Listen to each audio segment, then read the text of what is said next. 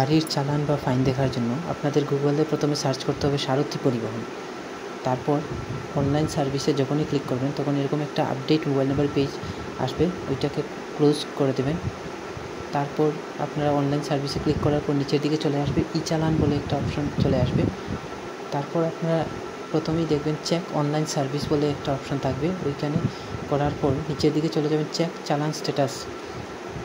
তারপর আপনাদের এরকম একটা পেজ এসে যাবে, ওইখানে চালান নাম্বার অথবা ভেহিকেল নাম্বার অথবা DL number, driving licence number দিয়ে আপনারা চালান সার্চ করতে পারবেন। আপনাদের কাছে যদি চালান নাম্বার থাকে তাহলে আপনারা চালান নাম্বার বসাতে পারেন।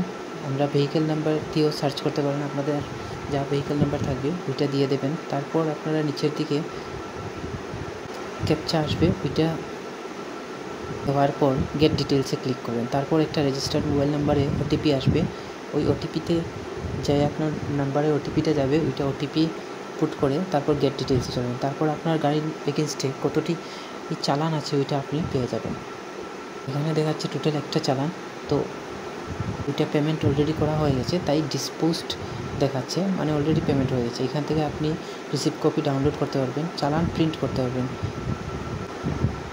কেন কাটা হয়েছে ওইটা আপনি পেয়ে যাবেন। Thank you for watching. ভালো লাগলে লাইক, শেয়ার, সাবস্ক্রাইব করে দেবেন।